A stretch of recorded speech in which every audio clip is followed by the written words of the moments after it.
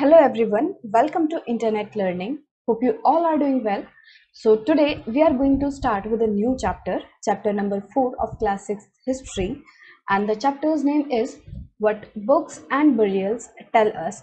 So जैसा कि chapter के नाम से ही पता चलता है कि आज इस चैप्टर में हम देखेंगे कि जो भी बुक्स वगैरह हैं, जो हमारे पुराने टाइम की एक तरह से इंस्क्रिप्शंस हैं, जो पुरानी बुक्स हैं, और जो बरियल्स हैं, जो कि जैसे ज़मीन में जो चीज़ें दब गई थी और आर्कियोलॉजिस्ट को मिली हैं, तो ये सारे जो बरियल्स एंड बुक हैं ये हमें क्या बताते हैं, ये हमारे पास्ट के बारे में हमें क्या क्या इन्फॉर्मेशन देते हैं। सो इन सब चीज़ों से हम क्या क्या जानकारी ले सकते हैं, तो इन्हीं सब चीज़ों के बारे में आज हम इस चैप्टर में देखेंगे, राइट। सो सबसे पहले अगर आपने अर्लियर चैप्टर्स नहीं देखे हैं तो please click on the I button, आपको वहाँ प्लेलिस्ट मिल जाएगी, तो आप जितने भी पहले वाले चैप्टर्स हैं आप वहाँ देख सकते हैं, right. And if you are new to the channel then please subscribe it and don't forget to press the bell icon so that आपसे कोई भी हमारी नई वीडियो छूटे ना। So let's start with our today's chapter, What Books and Burials Tell Us. So ये है miss Mary. So ये अपने स्कूल में होती है, जो मैरी होती है वो अपने स्कूल में होती है, और जैसे ही बेल बजती है उनके टीचर क्या कहते हैं, वो सभी बच्चों को बोलते हैं कि चलो मेरे पीछे पीछे आओ, वो उनको फॉलो करने कहते हैं। अभी जो मैरी के टीचर हैं वो आज सभी बच्चों को, मैरी के क्लास के सभी बच्चों को लाइब्रेरी ले जाते हैं। तो ये सारे बच्चे पहली बार लाइब्रेरी जा रहे होते हैं, और मैरी जैसे ही लाइब्रेरी में कदम रखती है तो वो देखती है कि ये जो लाइब्रेरी है ये उसके क्लासरूम से बहुत ज़्यादा बड़ी है, राइट। और यहाँ पे चारों तरफ से सिर्फ शेल्व्स ही शेल्व्स हैं, और जिसमें मतलब सिर्फ और सिर्फ बुक्स भरी हुई हैं। अब एक कॉर्नर पे नज़र पड़ती है मैरी की, तो जिसपे एक कबर्ड रखा होता है, तो उसमें मैरी देखती है कि वो जो कबर्ड है वो पूरा के पूरा बड़ी बड़ी बुक्स से भरा हुआ है, और ये बुक्स जो थी वो बहुत ही पुरानी बुक्स थी, राइट। अब इसे देखकर जो मैरी है वो उसको खोलने की कोशिश करती है, उस कबर्ड को खोलने की कोशिश करती है। अब टीचर उसको देख रहा होता है, तो फिर टीचर मैरी को कहता है कि क्या तुम्हें पता है कि इस कबर्ड में बहुत ही स्पेशल बुक्स रखी हैं, हमारे डिफरेंट रिलीजन से रिलेटेड जो हैं बहुत ही स्पेशल बुक्स रखी हैं इस कबर्ड में। और क्या तुम्हें पता है कि हमारे पास सेट ऑफ वेदास भी है। अब मैरी ये सोचने लगती है, भाई ये वेदास क्या है, मैरी ने पहली बार सुना, तो उसे नहीं पता था कि वेदास क्या है। तो हम इसी बारे में देखेंगे, हम इस चैप्टर में वेदास के बारे में जानेंगे, right. So one of the oldest books in the world. So इस सेक्शन में हम कुछ उन बुक्स के बारे में पढ़ेंगे जो कि वर्ल्ड की सबसे पुरानी बुक्स में से एक हैं। तो हो सकता है आप में से बहुत सारे लोगों ने वेदास के बारे में पहले सुना हो, और कुछ ऐसे भी होंगे जो कि मैरी की तरह होंगे, जो पहली बार वेदास के बारे में सुन रहे होंगे। तो हमारे पास मेन 4 वेदास हैं, राइट, जो हमारे 4 वेद हैं। उनमें से कौन कौन से हैं वो है Rigveda, Samaveda, Yajurveda and Atharvaveda. So these are the 4 Vedas we have. So इन सभी वेदों में से जो सबसे पुराना वेद है वो है ऋग्वेद, राइट। जो ऋग्वेद है वो आज से लगभग 3500 साल पहले लिखा गया था। ऋग्वेद में लगभग 1000 से भी ज़्यादा हिम्स हैं, राइट। हिम्स क्या होता है, एक तरह से जैसे वैदिक मंत्र वगैरह होता है ना, तो उन्हें हम हिम्स कहते हैं। और इन हिम्स को, जो ऋग्वेदा में जो भी हिम्स थे उन्हें क्या कहा जाता है, सूक्ता। सो सूक्ता मतलब वेल सेड, राइट, कि मतलब अच्छी बातें, जैसे कि अच्छी वाणी। सो सूक्ता। अब ये जो सूक्तास हैं, ये जो हिम्स हैं, ये सारी जो भी लिखी गई हैं ये अलग अलग देवी और देवताओं की तारीफ में लिखी हुई हैं। सो ऋग्वेद में 3 स्पेशली जो है इम्पॉर्टेंट देवी देवता हैं, तो वो कौन कौन से गॉड्स हैं, 3 इम्पॉर्टेंट, वो है अग्नि जो कि गॉड ऑफ फायर है, अग्निदेव, इंद्र जिन्हें कि अ वॉरियर गॉड भी कहा जाता है, जिनसे जब हमें बारिश के लिए हम प्रे करते हैं ना, राइट, तो इंद्रदेव से करते हैं। सो इंद्रदेव जिन्हें कि स्वर्ग का राजा भी कहा जाता है। सो दूसरे हैं इंद्र, और तीसरा है सोमा। तो ये एक प्लांट है, तो जिससे कि स्पेशल ड्रिंक बनाई जाती है, और उस ड्रिंक को क्या कहते हैं, सोमरस। तो ये जो 3 गॉड हैं ये स्पेशली इंपॉर्टेंट है, अग्नि, इंद्र एंड सोम। अब ये जितने भी हिम्स हैं इन सभी को सेजेस ने कंपोज किया है। सेजेस मतलब ऋषि, जो भी ऋषि मुनिया हैं उन सभी ने ये हिम्स को लिखा हुआ है। अब जो प्रीस्ट होते थे, जो भी पुजारी होते थे, वो अपने स्टूडेंट्स को ये जितने भी हिम्स होती थी उनको रिसाइट करते थे, ठीक है। उस टाइम ये लिखने पढ़ने का तो सिस्टम नहीं था, तो उस टाइम जो भी चीज़ें थी वो बोलकर ही याद करी जाती थी, एक इंसान से दूसरे इंसान को बोलकर ही बताई जाती थी। तो जो पुजारी होते थे, जो प्रीस्ट होते थे, वो अपने स्टूडेंट को इन सभी हेम्स को रिसाइट करते थे और उन्हें मेमोराइज करवाते थे। अब जब ये इनको मेमोराइज करवाते तो वो एक एक वर्ड, एक एक सेंटेंस का, मतलब छोटी से छोटी चीज़ का ना बड़े ध्यान रखते थे, राइट। कि सारी चीज़ों को जो है वो बहुत ही केयर के साथ उनको याद करवाते थे, ताकि अगर अभी गलत हो गया तो फिर जब वो आगे किसी और को सिखाएंगे तो वो भी उनको फिर गलत सिखाएंगे, तो ऐसी कोई गलती ना हो जाए, इसीलिए जो प्रीस्ट थे वो अपने स्टूडेंट को बहुत ही ध्यान से याद करवाते थे। अब ज़्यादातर जो हिम्स थी, सूक्तास थी, वो आदमियों के द्वारा ही कंपोज की जाती थी, आदमियों के द्वारा ही लिखी जाती थी और आदमी ही उन्हें सीखते और सिखाते थे। मतलब ज़्यादातर ये जो कंपोजिशन हो गया, टीचिंग हो गया और जो लर्निंग थी वो मैन के द्वारा की जा रही थी। बहुत कम ही ऐसी कंपोजिशन थी जो कि वुमेन ने की थी, ठीक है। कुछ ही जो हाइम्स थी वो वुमेन ने लिखी हुई थी। जो ऋग्वेद है वो ओल्ड या फिर जिसे हम वैदिक संस्कृत कहते हैं उसमें लिखी गई है। मतलब जो हम आज संस्कृत पढ़ते हैं ना, आप पढ़ते होंगे संस्कृत अपने स्कूल में, तो वो जो संस्कृत है उससे बहुत अलग है। जो वैदिक संस्कृत है उससे काफ़ी अलग है, ठीक है। तो ऋग्वेद जो है वो वैदिक या फिर ओल्ड संस्कृत में लिखी हुई है। Now Sanskrit and other languages. So एक फैमिली ऑफ लैंग्वेजेस है, मतलब एक तरह से ग्रुप है, बहुत सारी लैंग्वेजेस का एक ग्रुप बना दिया गया है, तो उसे कहा है फैमिली ऑफ लैंग्वेजेस, जिसको कि क्या कहते हैं, उस फैमिली ऑफ लैंग्वेज को कहते हैं Indo European, right, Indo European. तो उस फैमिली का पार्ट है इंडो यूरोपियन, जो फैमिली है उसका पार्ट है संस्कृत। सो संस्कृत जो है इंडो यूरोपियन फैमिली जो है लैंग्वेजेस की उसका पार्ट है।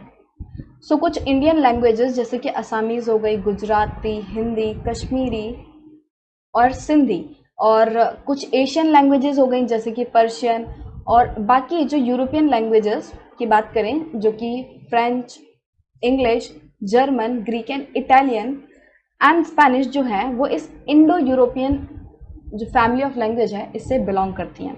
सो कुछ इंडियन लैंग्वेजेस और कुछ एशियन, और उसके साथ साथ कुछ यूरोपियन जो लैंग्वेजेस हैं वो इंडो यूरोपियन जो फैमिली है लैंग्वेजेस की उससे बिलोंग करती हैं, उसका पार्ट है। अब इन भाषाओं को फैमिली क्यों कहा जाता है? क्योंकि बहुत सारे ऐसे वर्ड हैं जो कि सेम ही ओरिजिन से निकल के आए हैं। मान लो कि मतलब इन सभी लैंग्वेजेस का एक तरह से कह सकते हैं जो सोर्स है वो सेम है, तो मान लो ये मेन लैंग्वेज है या फिर ये कोई वर्ड है, तो इससे अलग अलग जो है फिर और निकलने लग गए, तो फिर इन सबको क्या कहने लग गए, ये जो नई नई लैंग्वेजेस निकली इनकी ओरिजिन तो सेम है, ये बने तो सब इसी से हैं, एक उससे, तो इनको क्या कहने लग गए, फैमिली कहने लग गए, राइट, क्योंकि इनकी जो ओरिजिन है, ठीक है, वो सेम है। अब जैसे कि संस्कृत का वर्ड ले लो मात्र, तो हिंदी में क्या होता है माँ, और इंग्लिश में क्या होता है मदर, तो देखो सुनने में एकदम थोड़ा थोड़ा मिल रहा है ना। तो इसी तरह से इनकी जो ओरिजिन है वो सेम ही है, तो इसलिए इन्हें क्या कहा जाता है, फैमिली कहा जाता है। सो हमारे सब कॉन्टिनेंट में जो भी लैंग्वेजेस बोली जाती हैं बाकी, वो सारी अलग अलग फैमिली से बिलोंग करती हैं, राइट। जैसे कि हम बात करें जो कि भाषाएं नॉर्थ ईस्ट में बोली जाती हैं वो किस फैमिली से बिलोंग करती हैं, वो करती हैं तिब्बतो बर्मन फैमिली से बिलोंग करती हैं, नॉर्थ ईस्ट वाली, ठीक है। वही हम तमिल, तेलुगु, कन्नड़ एंड मलयालम लैंग्वेज की बात करें तो ये द्रविडियन फैमिली से बिलोंग करती हैं, ठीक है, जो द्रविडियन फैमिली ऑफ लैंग्वेजेस है उससे बिलोंग करती हैं। वहीं जो कि लैंग्वेजेस जो हमारे झारखंड एंड मतलब सेंट्रल इंडिया में बोली जाती हैं वो वाली भाषाएं ऑस्ट्रो एशियाटिक फैमिली से बिलोंग करती हैं। तो मतलब हमारे सब कॉन्टिनेंट में जो अलग अलग भाषाएं हैं वो अलग अलग फैमिली से बिलोंग करती हैं, राइट। अब आज जिन बुक्स में हम लोग पढ़ते हैं वो सारी क्या होती हैं, वो रिटन एंड प्रिंटेड होती हैं, वो लिखी हुई होती हैं और वो प्रिंटेड होती हैं, ठीक है। बट जो ऋग्वेदा थी, जैसे कि हमने पहले पढ़ा, जो प्रीस्ट थे, जो पुजारी थे, वो क्या करते थे, अपने स्टूडेंट्स को रिसाइट करते थे और उनको मेमोराइज करवाते थे, याद करवाते थे।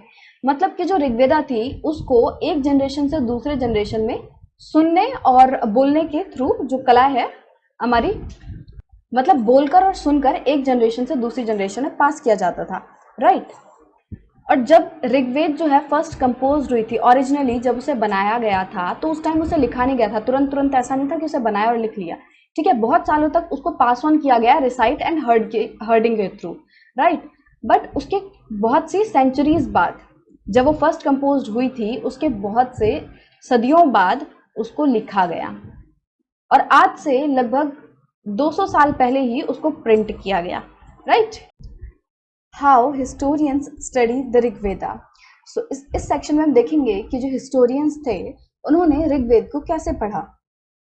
अब हमें ये पता है कि जो हिस्टोरियंस होते हैं जैसे कि आर्कियोलॉजिस्ट हो गए, वो क्या करते हैं, वो पास्ट के बारे में पढ़ते हैं, ठीक है, वो पास्ट के बारे में चीज़ें निकालते हैं कि भाई क्या हुआ था, कैसे हुआ था।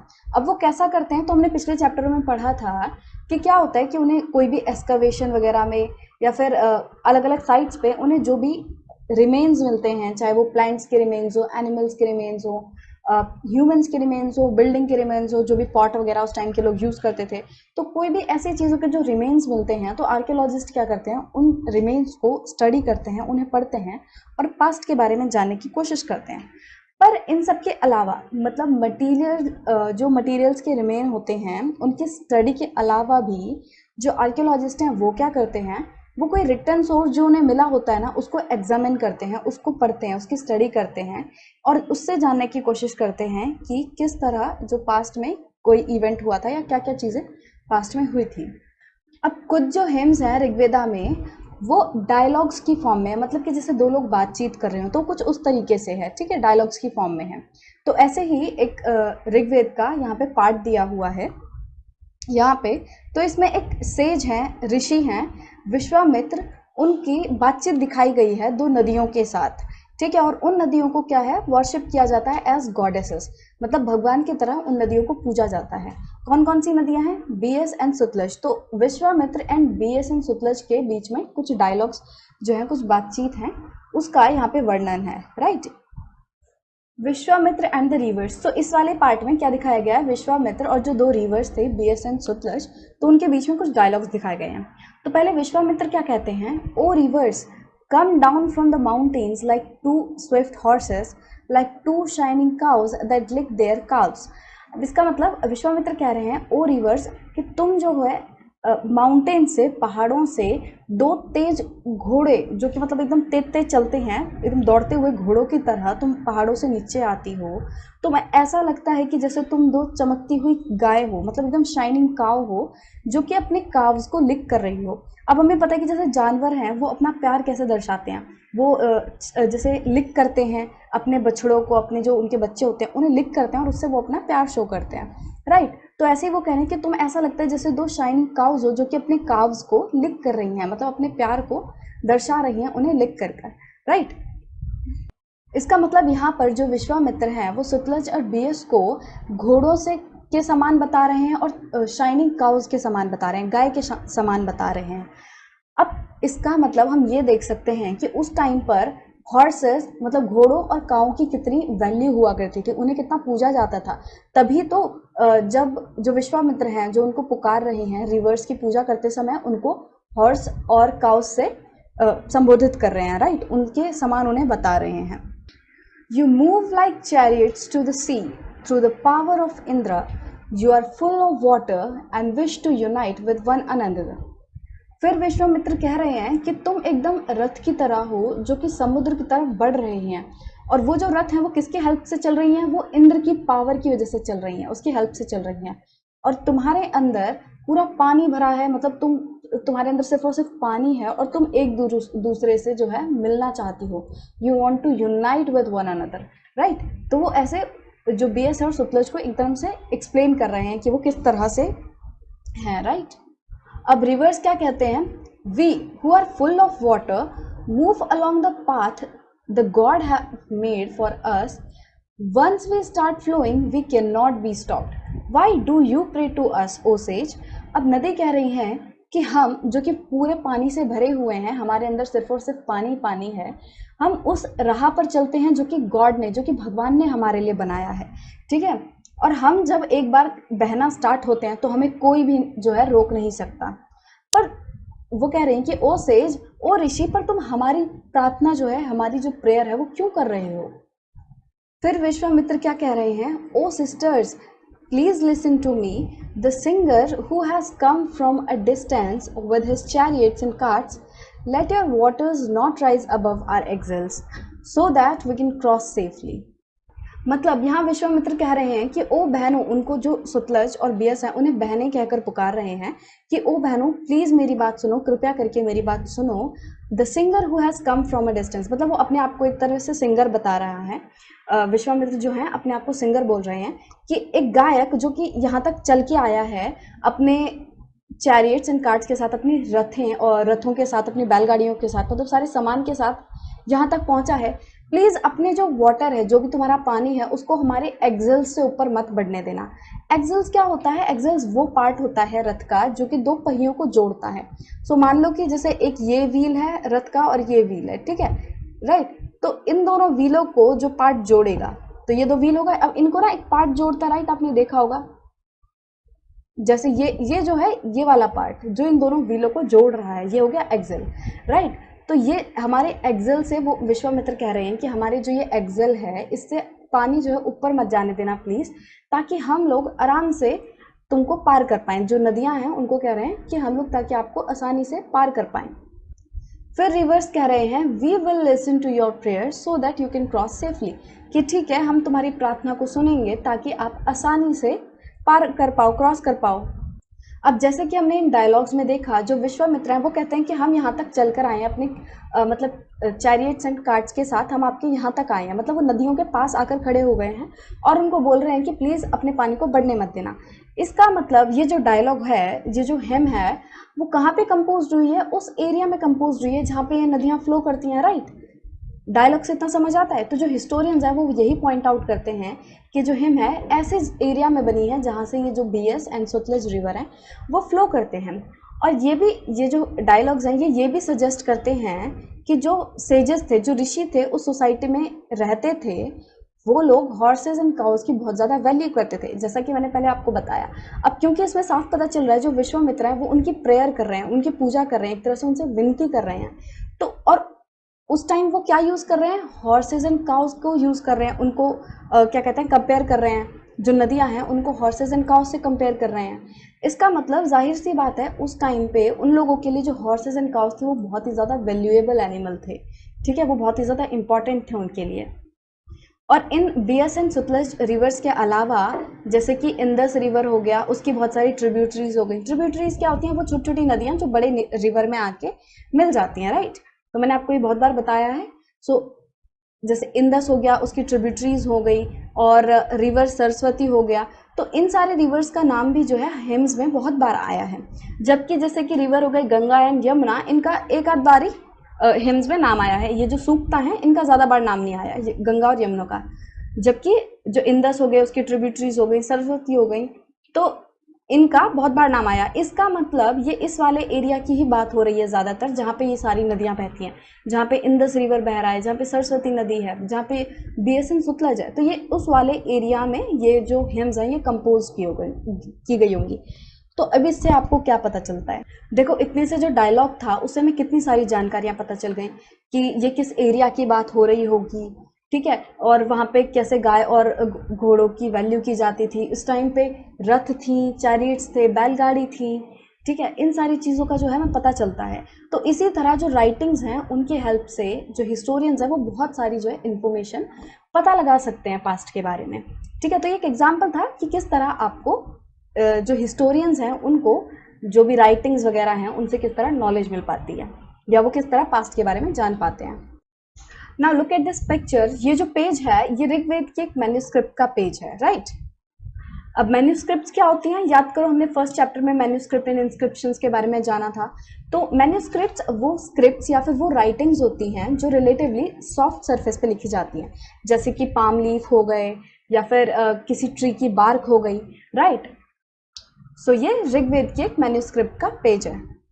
अब ये जो मैन्यूस्क्रिप्ट है ये बिर्च जो ट्री है उसकी बार्क पे, उसकी छाल पर लिखा हुआ है, राइट। और ये फाउंड कहाँ हुआ था? ये पेज मिला कहाँ था? ये कश्मीर में मिला था, ठीक है। और आज से लगभग 150 साल पहले इस पेज को, जो ऋग्वेदा की सबसे पहली अर्लीस्ट जो प्रिंटेड फॉर्म थी ना, जो प्रिंटेड टेक्स्ट थी, उसको बनाने के लिए इस पेज का यूज किया गया था, राइट। सो ऋग्वेद की जो अर्लीस्ट प्रिंटेड टेक्स्ट थी उसको किसकी हेल्प से बनाया गया था? इस वाले पेज की हेल्प से बनाया गया था, इस मैन्यूस्क्रिप्ट की हेल्प से।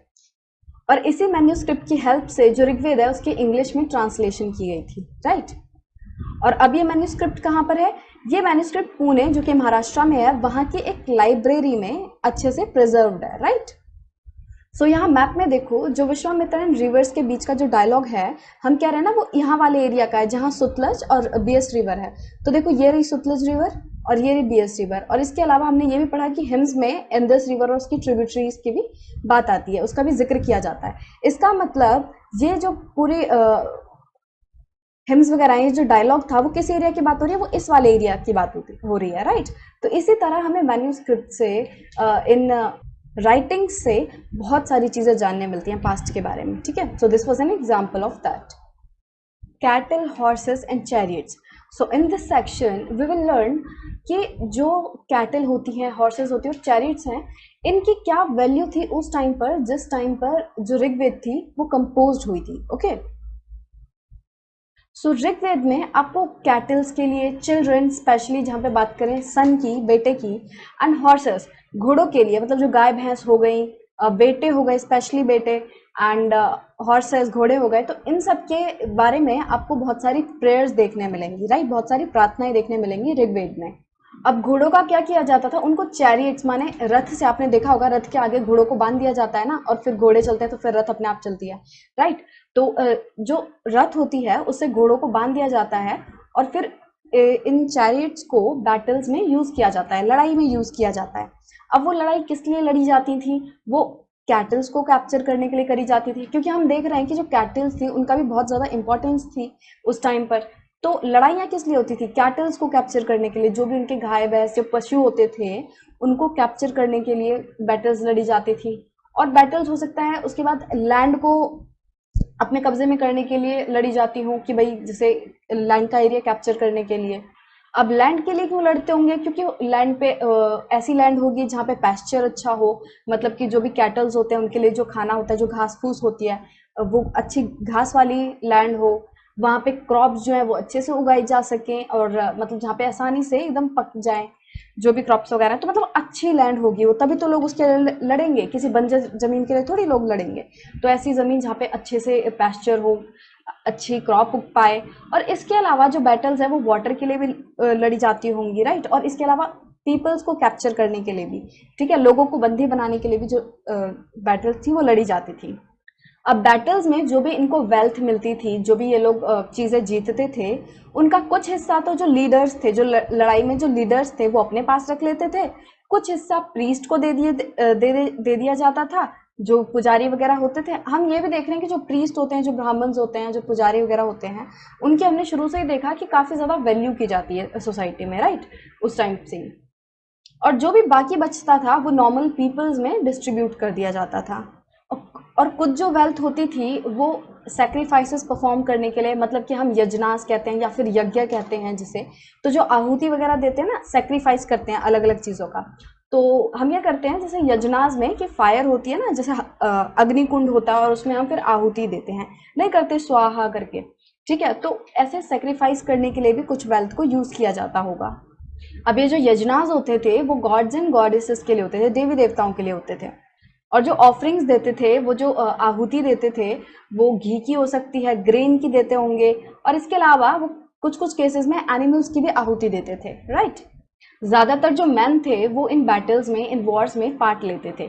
वैसे वहां पे कोई रेगुलर आर्मी नहीं थी, मतलब एकदम प्रॉपर सी आर्मी नहीं थी, बट कुछ असेंबली होती थी जहाँ पे वो लोग अपने वॉर एंड पीस के क्या कहते हैं मैटर्स को डिस्कस करते थे। मतलब वैसे कोई प्रॉपर एकदम वेल मेंटेन्ड आर्मी तो नहीं होती थी, बट वो लोग क्या करते थे, एक प्लेस पे जाके सारे इकट्ठा हो जाते थे, और कोई भी जो वॉर का मैटर है, कोई भी पीस का मैटर है, ठीक है, उन सबको वो वहाँ पे डिस्कस करते थे।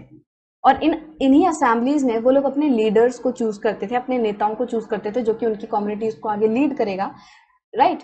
एंड और ऑफ कोर्स जो लीडर्स को चुनेंगे वो कैसे लीडर्स होंगे, जो ब्रेव हो, जो स्किलफुल वॉरियर्स हो, जो अच्छे से लड़ना जानते हो, जो चीज़ों को अच्छे से कंट्रोल कर पाए, तो ऐसे लोगों को वो लोग अपना लीडर चुनते थे। Now words to describe people, मतलब कि उस टाइम पे जो लोग थे वो किस किस तरह से दूसरे लोगों को डिस्क्राइब करते थे, किस किस वर्ड से डिस्क्राइब करते थे। सो लोगों को डिस्क्राइब करने के बहुत सारे तरीके हैं, there are several ways, like कि किस तरह का काम वो करते हैं, किस तरह की लैंग्वेज वो बोलते हैं, ठीक है, वो किस प्लेस से बिलोंग करते हैं, किस तरह की फैमिली है उनकी, उनका फैमिली बैकग्राउंड कैसा है, उनकी कम्युनिटी कैसी है, उनकी क्या क्या कल्चरल प्रैक्टिसेस हैं, वो किस तरह की रीति रिवाजों को फॉलो करते हैं, राइट। तो इन सभी क्राइटेरियाज के बेसिस पर लोगों को डिस्क्राइब किया जा सकता है। चलो कुछ वर्ड्स के बारे में जानते हैं जो कि ऋग्वेद में यूज किए गए हैं लोगों को डिस्क्राइब करने के लिए। दो ऐसे ग्रुप हैं जिनको उनके वर्क के बेसिस पर डिस्क्राइब किया जाता है। पहले हैं प्रीस्ट, जिन्हें हम ब्राह्मण्स भी कहते हैं, और दूसरे हैं राजाज, राइट। तो ये जो ब्राह्मण्स होते हैं वो क्या करते हैं, रिचुअल्स वगैरह परफॉर्म करते हैं, जो भी रीति रिवाज होते हैं, राइट। तो ये तो आप आज भी देखते होंगे, ये चीजों को ना कनेक्ट किया करो आज से। तो बहुत सारी ऐसी चीजें हैं जो पहले भी थी और आज भी हैं। तो जो हम नहीं देखते पुजारी वगैरह, वो क्या करते हैं, हमसे आहुति डलवाते हैं, पूजा करवाते हैं, मंत्र वगैरह पढ़ते हैं, तो वो सब हमारे पुजारी करते हैं, राइट। तो ये शुरू से ही ऐसा चला आ रहा है, राइट। तो वर्क के बेसिस पर किस किस ग्रुप को डिफाइन किया गया है, डिस्क्राइब किया गया है, वो है ब्राह्मण्स और राजास, ठीक है, किंग्स, प्रीस्ट एंड किंग्स। ये जो राजा थे जो कि ऋग्वेद में जिनका वर्णन है, ये जो राजा थे ये बाकी राजाओं की तरह नहीं थे। तो अभी आने वाले चैप्टर्स में भी हम कुछ राजाओं के बारे में पढ़ेंगे, राइट। तो ये जो ऋग्वेद वाले राजा थे जिनका जो डिस्क्रिप्शन है ऋग्वेद में किया गया है, वो उन राजा की तरह नहीं थे। उन लोगों के पास कोई बड़ी बड़ी कैपिटल नहीं थी, कोई बड़े बड़े पैलेसेस, सिटीज, आर्मीज नहीं थे, और ना ही वो लोग टैक्सेस कलेक्ट करते थे, ना ही वो लोग लोगों से कर लेते थे, राइट। तो ये थोड़ा अलग तरीके का राजा था। आप नॉर्मली आगे पढ़ोगे कि जो राजा थे उनके बड़े बड़े महल होते हैं, उनके बड़ी बड़ी कैपिटल्स होती हैं, बहुत बड़ी बड़ी उनकी आर्मीज होती हैं, और वो सब लोग जो है अपने काम को मेंटेन करने के लिए, जो भी उनका खर्चा वगैरह है, सारी मतलब जो भी उनका राज्य है उसको चलाने के लिए लोगों से क्या करते हैं, कर वसूलते हैं, टैक्सेस लेते हैं। बट जो राजा ऋग्वेद में आपको देखने मिलेंगे उनका ऐसा कुछ नहीं था, और ना ही इन राजाओं को उनके जो बेटे होते थे वो उनको सक्सीड करेंगे। मतलब ऐसा नॉर्मली होगा ना, आप आगे देखोगे कि जो राजा है जब उसका टाइम खत्म हो जाएगा तो अगला राजा कौन बनेगा, उस राजा का बेटा बनेगा। बट इस टाइम पे ऐसा नहीं था, जो राजा है उसका बेटा जरूरी नहीं है कि वो भी राजा ही बने, राइट। अब दो वर्ड्स का यूज किया जाता था लोगों को डिस्क्राइब करने के लिए, मतलब कि कम्युनिटी एज अ होल, की पूरी कम्युनिटी को डिस्क्राइब करने के लिए टू वर्ड्स का यूज किया जाता था। तो पहला है जना, जो कि आप देखोगे हम आज भी यूज करते हैं कि कितने जन हैं, तो ये वर्ड आपको कॉमनली अलग अलग लैंग्वेज में आपको आज भी यूज करने को दिख जाएगा। और दूसरा वर्ड है विश। अब ये जो वर्ड वैश्य है जिसके बारे में हम आगे वाले चैप्टर्स में पढ़ेंगे, तो ये जो वैश्य वर्ड है वो विश से ही निकला है। तो दो वर्ड्स हैं जना एंड विश, इनको कम्युनिटी को डिस्क्राइब करने के लिए यूज किया जाता था। अब कुछ जो विश या फिर जना है, मतलब कुछ जो कम्युनिटीज हैं उनको उनके नेम से डिस्क्राइब किया गया है, मेंशन किया गया है ऋग्वेद में। जैसे कि पुरु, जना या फिर विश हो गया, मतलब ये जना और विश मेन मतलब सेम ही है कि कम्युनिटी को डिस्क्राइब करें, कि जो पुरु कम्युनिटी हो गई, उसके बाद भारता जना और विश, उसके बाद यदु जना और विश। तो ये कुछ जन थे, ये कुछ विश थे जिनको कि बाय नेम जो है मेंशन किया गया है ऋग्वेद में। अब कुछ जो लोग थे जो कि इन हिम्स को कंपोज करते थे, इन हिम्स को लिखते थे, वो अपने आप को क्या कहते थे, वो अपने आप को आर्यास कहते थे। और जो उनके अपोनेंट्स होते थे उनको क्या कहते थे, मतलब जो बाकी लोग ऐसे काम नहीं करते थे, जो उनके अपोजिट में होते थे, उनको वो लोग क्या कहते थे, दासाज या फिर दास्यूज। अभी जो दासाज या फिर दास्यूज होते थे, ये कैसे लोग होते थे, ये वो लोग होते थे जो कि सैक्रिफाइसेस परफॉर्म नहीं करते थे। मतलब ये लोग ये सब में इतना विश्वास नहीं रखते थे कि सैक्रिफाइसेस वगैरह परफॉर्म करना, आहुति वगैरह देना। और ये लोग हो सकता है कि इन लोगों से, जो अपने आप को आर्य कहते हैं, जो कि कंपोज करते हैं हाइम्स को, हो सकता है इन लोगों से जो दासाज हैं वो अलग लैंग्वेज बोलते हो, राइट, इसीलिए वो इन्हें अपने से अपोजिट मानते हैं। और बाद में आप देखोगे ये जो वर्ड दासा है ना, और इसको अगर फेमिनिन में कहें तो दासी, इसका फीमेल वर्जन दासी। तो ये जो वर्ड है इसका मीनिंग बाद में आने वाले टाइम्स में क्या मतलब बन जाएगा, स्लेव, ठीक है, मतलब बंधी एक तरह से, जो कि दूसरों के लिए काम करता है। तो आप देखोगे कि हिस्ट्री में क्या होता है कि धीरे धीरे टाइम के साथ साथ ना कुछ वर्ड्स का मतलब जो है चेंज हो जाता है, उनकी जो कॉन्टेक्स्ट है ना, जिस कॉन्टेक्स्ट में वो यूज किए जाते हैं वो चेंज हो जाता है। तो देखो पहले जो है ऋग्वेद में जो दासास दास्यूज थे वो किस लिए यूज किए गए थे, वो आर्याज ने यूज किए थे अपने अपोनेंट को डिस्क्राइब करने के लिए। बट धीरे धीरे क्या हुआ, इवेंचुअली बहुत सालों बाद ये जो दासा वर्ड है ना, जो दास वर्ड है, वो किसके लिए यूज होने लग गया, स्लेव वर्ड को, स्लेव्स को, जो बंदी होते हैं उनको डिस्क्राइब करने के लिए वर्ड यूज हो गया, राइट। तो इसी तरह जो वर्ड्स हैं उनके मीनिंग ओवर टाइम चेंज हो जाते हैं। और इसलिए हिस्टोरियंस को ये भी ध्यान रखना पड़ता है कि जब वो किसी हिस्ट्री के चीज़ को पढ़ रहे हैं और किसी पर्टिकुलर वर्ड को देख रहे हैं, तो उनको ये बहुत ध्यान रखना पड़ता है कि वो किस कॉन्टेक्स्ट में वर्ड यूज़ किया गया है, राइट।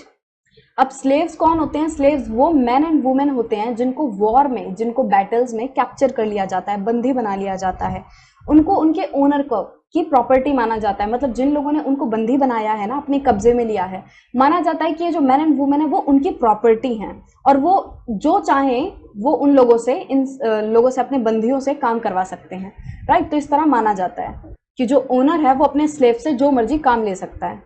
अब हमने देखा जो ऋग्वेद थी वो नॉर्थ वेस्ट वाले तरफ, जो हमारा सब कॉन्टिनेंट है, इंडियन सब कॉन्टिनेंट, उसके नॉर्थ वेस्ट वाले तरफ ऋग्वेद कंपोज की जा रही थी, ठीक है, जहाँ पे ये सुतलज नदी थी, बीएस नदी, इंदस, सो ये वाला एरिया में ऋग्वेद जो है उसकी कंपोजिशन हो रही थी। तो बाकी जो एरियाज थे वहां पे भी अलग अलग तरह की डेवलपमेंट्स हो रही थी, तो आने वाले सेक्शन में हम उसी के बारे में देखेंगे, राइट।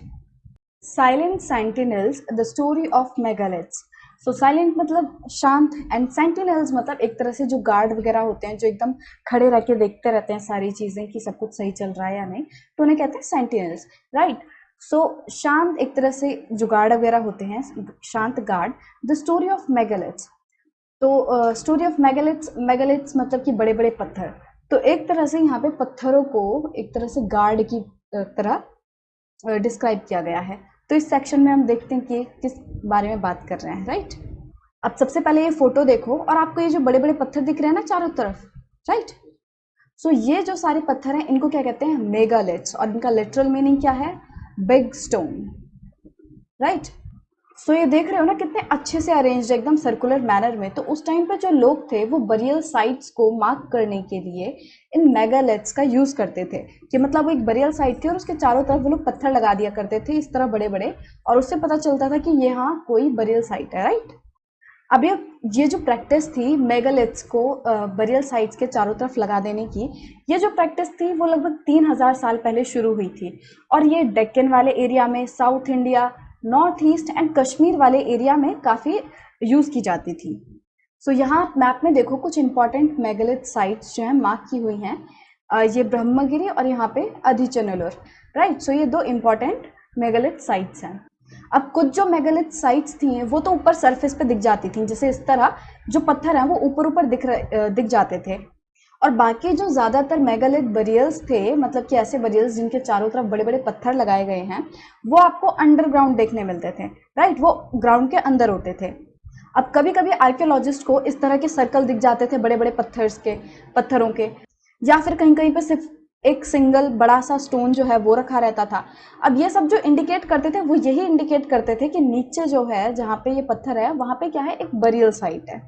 अब ये जितने भी मेगालिथ्स बरियल्स थे इनमें कुछ कॉमन फीचर्स थे, जैसे कि जो भी डेड बॉडीज थी उनके साथ कुछ डिस्टिंक्टिव एकदम अलग ही तरह के पॉट्स हैं, उनको भी बरी किया जाता था। जैसे कि जो ब्लैक एंड रेड वेयर है तो उनको भी डेड बॉडीज के साथ बरी कर दिया जाता था, दबा दिया जाता था। अब ब्लैक एंड रेड वेयर के अलावा कहीं कहीं पर कुछ बरियल साइट्स में जो टूल्स थे, जो वेपन्स थे लोहे के, और कहीं कहीं पर कुछ बरियल साइट्स में स्केलेटन्स देखने मिलते थे हॉर्सेस के, या फिर हॉर्स के जो इक्विपमेंट्स थे। स्टोन एंड गोल्ड के ऑर्नामेंट्स भी कुछ कुछ बरियल साइट्स में जो हैं वो आर्कियोलॉजिस्ट को दिखे हैं, मिले हैं। सो यहाँ पे आपको कुछ आयरन के इक्विपमेंट्स देखने मिलेंगे जो कि मेगालिथ बरियल्स में मिले थे। सो ये वाला जो है ये एक हॉर्स इक्विपमेंट है, मतलब कि जो डोमेस्टिकेटेड हॉर्स होते थे तो उनमें कुछ इक्विपमेंट्स जो है वो यूज किए जाते थे, राइट, उनमें लगाए जाते थे। तो वो है ये।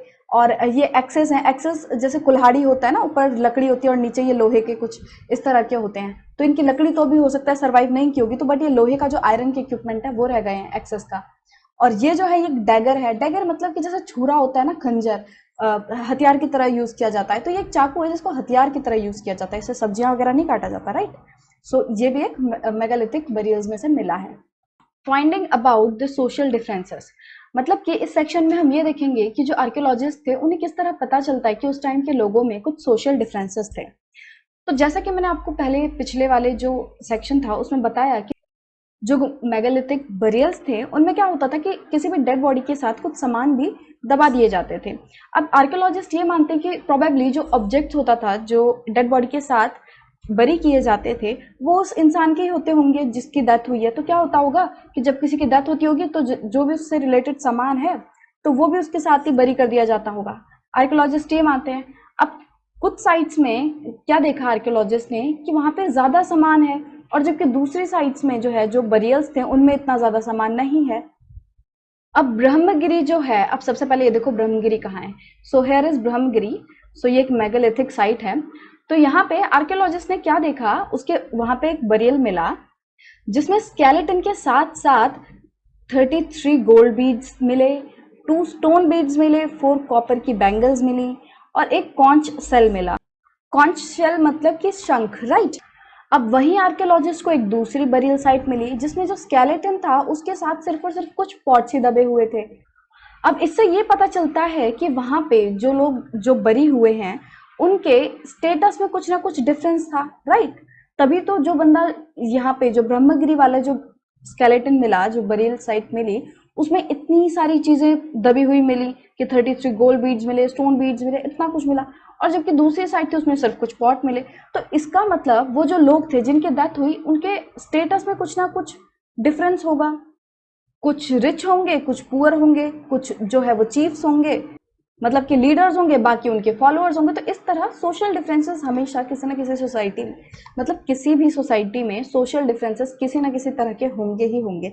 ऐसा मुश्किल ही हो सकता है कि हर जो आदमी है किसी सोसाइटी में वो बिल्कुल इक्वल है, सभी एकदम इक्वल हैं, ऐसा नहीं होता। ठीक है, सोसाइटी में जो काम चलता है वो अलग अलग तरीके के काम होते हैं, तो कोई कुछ काम करता है, कोई कुछ काम करता है, तो जिस वजह से कुछ ना कुछ डिफरेंसेस आ जाते हैं। Were some burial spots meant for certain families? मतलब कि कुछ जो स्पेसिफिक स्पॉट होते थे, कि मतलब कुछ जगह है कि क्या वो पर्टिकुलर फैमिली के लिए ही निश्चित थी कि यहाँ पे जो है सिर्फ इसी फैमिली के लोग जो हैं उनकी बरियल साइट बनेगी, क्या ऐसा होता था? तो चलो देखते हैं। अब कभी कभी क्या होता है, कुछ जो मेगालिथिक बरियल साइट्स होती हैं उनमें एक से ज्यादा स्केलेटन पाए जाते हैं।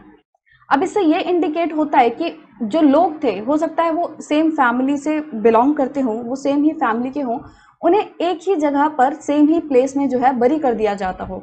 अब ये जरूरी नहीं कि उनको सेम ही टाइम पर बरी कर दिया जाता हो सकता है कोई पहले मरा तो उसको पहले दबा दिया और बाद में मरा तो बाद में, बट एक ही प्लेस पर उनको बरी किया जाता था। अब उन लोग की बॉडीज जो कि बाद में मरे हैं, उनकी बॉडीज को उस ग्रेव में पॉट होल्स के जरिए लाया जाता होगा। जैसे कि आपको यहाँ पे छेद दिख रहा है, राइट, एक सर्कल सा। सो क्या होता होगा कि जब बाद में जो लोग मरते होंगे उनको इस तरह के पॉट होल्स के थ्रू इस साइट में, बरियल साइट में, ग्रेव में दबा दिया जाता होगा। अब ये जो बड़े बड़े स्टोन के सर्कल्स बना दिए जाते थे, मतलब कि मेगालिथ जो थे उनको यूज करके एक सर्कल सा बना दिया जाता था बरियल साइट का। ये एक तरह से साइन पोस्ट की तरह सर्व करेगा कि पता चल जाए बंदे को कि जो भी जैसे उनके और फैमिली मेंबर्स हैं उनको पता चल जाए कि यहाँ पे जो है एक बरियल साइट है, तो वो सेम ही प्लेस पे वापस आ पाए। ऐसा ना हो कि मतलब कि भाई यहाँ पे था कल, फिर वो कंफ्यूज हो जाए कि भाई कहाँ थी हमारी साइट, जो भी बरियल साइट थी हमारे फैमिली मेंबर्स की वो कहाँ थी।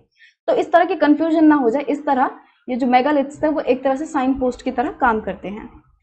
अ स्पेशल बरियल एट इनाम गांव। तो इनाम गांव एक जगह है, वहां पे एक स्पेशल बरियल मिला, तो उसी के बारे में हम देखेंगे। तो सबसे पहले मैप में देखो, इनाम गांव जो है वो यहाँ पर है, राइट। अब जो इनाम गांव है ये एक रिवर घोद है, उसके साइड के पास है, मतलब उसके पास है ये साइट।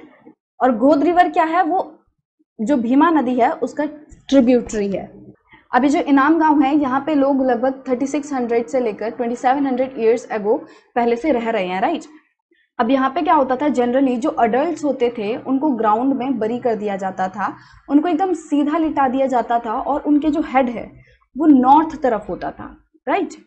मतलब इनाम गांव में अडल्ट्स को जमीन के अंदर दबाया जाता था, उनको एकदम सीधा लिटा दिया जाता था और उनके जो सर होता था वो किस तरफ होता था, नॉर्थ तरफ। और कुछ जो बरियल्स थे वो हाउस के अंदर ही देखने मिलते थे, मतलब कुछ कुछ लोग जो थे उनकी बरियल साइट जो थी वो उनके घर के अंदर ही होती थी। अब जो डेड था उसको जब बरी किया जाता था तो उसके साथ कुछ कुछ फूड कंटेनर जो थे, कुछ वैसल्स जो थे वो भी रख दिए जाते थे, जिनमें हो सकता है कि फूड और वाटर जैसी चीजें रखी जाती हों। अब इनाम गांव के लगभग सेंटर में एक आदमी की बरियल साइट मिली, और ये जो मैन था इसको एक बड़े से 4 लेग्ड क्ले का जो जार था, मतलब एक तरह से क्ले का जार था, और उसके 4 पांव थे, राइट, जैसे होता है ना उसको रखने के लिए। तो इस तरह का एक क्ले का जार था जिसमें कि इस मैन को बरी किया गया था। और इसकी जो बरियल साइट थी, इसको जो ग्रेव थी इसकी, वो एक बड़ा सा घर था, ठीक है। और लगभग वो मतलब जो सेटलमेंट है उसका सबसे बड़ा घर रहा होगा, बड़े घरों में से एक तो रहा होगा। उस घर के जो कोर्ट यार्ड था उसमें उसकी जो ग्रेव थी वो थी, और इस घर में लगभग 5 रूम थे, राइट। तो उसके कोर्ट यार्ड में इस आदमी की जो ग्रेव थी वो मिली, और वो किस में बंद थी? वो एक क्ले के जार में बंद थी, राइट, जिसके 4 लेग थे। अब इस बड़े से घर में एक ग्रेनरी भी मिली। ग्रेनरी क्या होता है? वो जगह होती है जहाँ पे ग्रेन्स को स्टोर करके रखा जाता है, ठीक है। और वो जो मैन की बॉडी थी उसको क्रॉस लेग्ड पोजीशन में जो है दबाया हुआ था, दफन किया हुआ था। क्रॉस लेग मतलब कि उसके पैर जो थे वो क्रॉस पोजीशन में थे, ठीक है, एक पैर के ऊपर एक पैर करके उसको क्रॉस पोजीशन में बरी किया हुआ था। What skeletal studies tell us, मतलब कि जो स्केलेटन्स मिलते हैं उनकी जब लोग स्टडी करते हैं तो उससे हमें क्या क्या चीजें पता चलती हैं। अगर कोई छोटे साइज का स्केलेटन मिलेगा तो उससे आसानी से पता लगाया जा सकता है, हम उसे देखकर ही कह सकते हैं कि हाँ ये किसी बच्चे का जो है स्केलेटन होगा। बट जो बोन्स होती हैं एक लड़के की या फिर एक लड़की की, उनमें इतने ज्यादा डिफरेंसेस नहीं होते। तो फिर किस तरह हम लोग पता लगाते हैं कि ये जो स्केलेटन है एक गर्ल का है कि एक बॉय का? तो कभी कभी क्या होता है कि जो लोग हैं वो इस चीज का डिसीजन उस स्केलेटन के साथ मिली चीजों के बेसिस पर लगाते हैं कि उस स्केलेटन के साथ क्या क्या चीज मिली। जैसे कि अगर एक स्केलेटन के साथ ज्वेलरी मिलेगी तो ये सोच लिया जाता है कि वो जो स्केलेटन है वो किसी वुमेन का है। बट इसमें भी एक प्रॉब्लम है, क्योंकि कभी कभी क्या होता है कि जो मैन है वो भी ऑर्नामेंट्स पहनते हैं, वो भी ज्वेलरी पहनते थे। आप देखोगे कि जो पुराने जमाने में जो लोग थे, जो मैन थे, वो भी इयररिंग्स, नेकलेसेस वगैरह सब पहनते थे। तो इसमें भी प्रॉब्लम आ सकती है। बट यहाँ पे एक बेटर वे है ये देखने का कि जो स्केलेटन है वो एक लड़के का है कि लड़की का। अब वो कैसे देख सकते हैं? वो उस बोन के स्ट्रक्चर को देख के लगाया जा सकता है पता कि जो स्केलेटन है वो एक मेल का है कि फीमेल का। अब बोन स्ट्रक्चर में क्या देखना है? हमें पता है कि जो वुमेन होती हैं वो चाइल्ड को बियर करती हैं, राइट, जिस वजह से उनका जो हिप वाला एरिया और पेल्विक एरिया है वुमेन का वो जनरली बड़ा होता है, लार्जर होता है, राइट, ताकि चाइल्ड बियरिंग जो है वो आसानी से हो पाए। तो एक तरीका ये भी है कि जिस स्केलेटन का पेल्विक एरिया बड़ा होगा तो उसे ये अंदाजा लगाया जा सकता है कि वो जो है स्केलेटन वो एक वुमेन का है। अब ये जो डिस्टिंक्शन है ये पेल्विक एरिया देखने का कि अगर बड़ा है किसी स्केलेटन में तो हम अंदाजा लगा सकते हैं वो वुमेन है। तो ये जो डिस्टिंक्शन है ये मॉडर्न स्केलेटल जो स्टडीज हैं उन पर बेस्ड है। बट लगभग आज से 2000 साल पहले एक फेमस फिजिशियन हुआ करते थे जिनका नाम था चरखा, जिन्होंने एक बुक भी लिखी थी मेडिसिन की, मेडिसिन पे बेस्ड। तो उस बुक का नाम क्या था? चरखा संहिता, ठीक है। तो उसमें वो ये बताते हैं कि जो ह्यूमन बॉडी है उसमें कितनी बोन्स होती हैं? उसमें होती है 360 बोन्स। बट जो मॉडर्न एनाटॉमी होती है उसमें क्या माना जाता है कि उसमें कितनी बोन्स होती है? ह्यूमन बॉडी में 200 बोन्स, मतलब अराउंड 200 बोन्स होती हैं। हम भी कहते हैं ना कि जो अडल्ट ह्यूमन है उसमें लगभग कितनी बोन्स होती हैं? 206 बोन्स।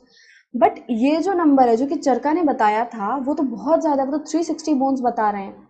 तो जो चरखा है वो इस नंबर पे कैसे पहुंचा? उसने कैसे पता लगाया कि जो 360 बोन्स हैं? उसने किस तरह का वो इस नंबर पे, इस फिगर पे तब पहुंचा जब उसने ये सारे जो टीथ हैं, जॉइंट्स हैं, कार्टिलेज हैं, उसने ये सब काउंट करने के बाद बताया कि, बाद कंसीडर करने के बाद बोला कि जो ह्यूमन बॉडी है उसमें 360 बोन्स हैं, राइट। तो उन्होंने ये छोटी छोटी चीजों को भी बहुत ज्यादा अच्छे से काउंट किया था। अब आप बताओ आपको क्या लगता है कि जो चरखा है उनको ह्यूमन बॉडी के बारे में इतना डिटेल में कैसे पता लगा? राइट, बताओ जल्दी जल्दी कमेंट्स में लिखकर। ऑक्यूपेशंस एट इनाम गांव, तो जो इनाम गांव है उस जगह पर लोग जो हैं वो किस तरह के ऑक्यूपेशंस में एंगेज थे, वो किस तरह के काम करते थे। अब आर्कियोलॉजिस्ट को जो है वो बहुत सारे सीड्स मिले हैं, व्हीट के, बार्ली के, राइस के, पल्सेस के, मिलेट्स, पीज एंड सेसमे, इन सभी चीजों के सीड्स मिले हैं आर्कियोलॉजिस्ट को। तो इससे अंदाजा लगाया जा सकता है कि इनाम गांव में जो लोग हैं वो इन सब की खेती बाड़ी करते होंगे, राइट। इसके अलावा बहुत सारे जानवरों की बोन्स भी मिली है, जिनमें से कुछ जो बोन्स थी उनमें कट मार्क भी थे, तो जिससे हम ये अंदाजा लगा सकते हैं कि हो सकता है उन जानवरों को एज फूड यूज किया गया हो। तो क्योंकि जानवरों की बॉडीज मिली हैं और उनमें से जानवर जो थे किस किस तरह के जानवर थे? वो थे cattle, buffalo, goat, sheep, dog, horse, ass, pig, sambar, spotted deer, black buck, antelope, hare and mongoose. और इसके अलावा बर्ड्स हो गई, क्रोकोडाइल हो गई, टर्टल, क्रैब एंड फिश, इन सब की भी जो है बोन्स मिली हैं। तो इतने सारे बोन्स से, ये कैटल हो गई, बुफेलो हो गई, इन सब से ये भी अंदाजा लगाया जा सकता है कि जो लोग थे उस टाइम के इनाम गांव में वो लोग हर्डर्स भी होंगे, वो लोग इन जानवरों को पालते होंगे, ठीक है, जैसे कैटल, बुफेलो, शीप, ये सब हो गए। बाकी वहां पे इस तरह के जानवर भी मिलते थे, क्रोकोडाइल, टर्टल, ये सब भी जानवर वहां पे थे। इसके अलावा कुछ फ्रूट्स के भी एविडेंसेस मिले हैं, जैसे कि बेर हो गया, आंवला, जामुन, डेट्स मतलब खजूर हो गया, और अलग अलग वैरायटी की जो बेरीज हैं वो भी मिली हैं। तो इससे ये लगाया जा सकता है अंदाजा कि उस टाइम पे जो लोग हैं वो क्या क्या खाते होंगे, वो ये सारी चीज़ें कलेक्ट करके अपना पेट भरते होंगे। तो हम इस बेसिस पे ये कह सकते हैं कि जो इनाम गांव में लोग रह रहे थे वो खेती बाड़ी कर रहे थे, they were agriculturists, they were also herders and they were gatherers also because they were gathering fruits like bear, amla and all these things. So we can say that the people at Inam Gaon were engaged in the occupations like agriculture, herding and gathering, right? Now let's talk about elsewhere.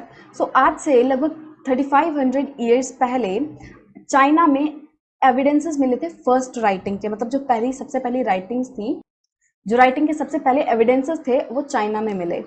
और ये जो writings थी वो किस चीज़ पर लिखी गई थी, वो एनिमल्स की हड्डियों पर लिखी गई थी। और इन बोन्स को क्या कहते हैं, ओरेकल बोन्स, जिन पे ये राइटिंग्स होती हैं, राइट। तो इन्हें ओरेकल बोन्स क्यों कहा जाता था, because they were used to predict the future. उनको फ्यूचर प्रिडिक्ट करने के लिए यूज किया जाता था, कि जैसे ना भविष्यवाणी देखने के लिए कि हमारे फ्यूचर में क्या होने वाला है। अब किंग्स क्या करते थे, वो स्क्राइब्स से इन हड्डियों पर बहुत सारे क्वेश्चंस लिखवा देते थे, जैसे कि वुड दे विन बैटल, क्या वो बैटल में जीतेंगे, कि क्या इस बार का जो हार्वेस्ट है, जो खेती है, जो प्रोड्यूस बनेगा, क्या वो अच्छा होगा, क्या उनको सन होगा, क्या उनको बेटा पैदा होगा। उसके बाद इन क्वेश्चंस लिखी हुई, जो बोन्स पे क्वेश्चंस लिखे हुए थे कुछ इस तरह के, उनको क्या किया जाता था, उनको आग में डाल दिया जाता था, फायर में रख दिया जाता था, और जिसकी वजह से उन बोन्स में क्रैक हो जाते थे, राइट, हीट की वजह से। और फिर जो फॉर्च्यून टेलर्स होता था, ठीक है, जो भविष्यवाणी करता था, वो इन क्रैक को स्टडी करता था और जो राजा है उसके फ्यूचर को प्रिडिक्ट करने की कोशिश करता था। और जैसे कि हम एक्सपेक्ट कर ही सकते हैं, क्योंकि ये सारी चीज़ें ना रियल नहीं होती, ऐसे कोई भी फ्यूचर नहीं बता सकता, ठीक है। तो जाहिर सी बात है, वो जो फॉर्च्यून टेलर्स थे वो कुछ ना कुछ मिस्टेक्स तो करते ही होंगे। अभी जो किंग थे वो सिटीज़ में बड़े बड़े पैलेसेस में रहते थे, महलों में रहते थे। उनके पास बहुत ज़्यादा जो है क्वांटिटी में वेल्थ थी। उनके पास बड़े बड़े ब्रोंज के वेसल्स थे जो कि एकदम अच्छे तरीके से डेकोरेटेड थे। बट ये जो राजा थे चाइना के, उनको आयरन का यूज जो है अभी तक नहीं पता था। वो ब्रोंज के बारे में तो जानते थे because they were using bronze vessels, but they did not know the use of iron at that time, right. So here you can see a picture of oracle bone. So with this we have completed our chapter 4 of class 6th history. I hope you enjoyed this chapter and you got to know a lot of things about history. So if you like this video, then please give it a thumbs up and please do subscribe the channel and don't forget to press the bell icon so that you don't miss our any video. Do share with your friends. So we will meet in the new video. Till then, bye bye and take care.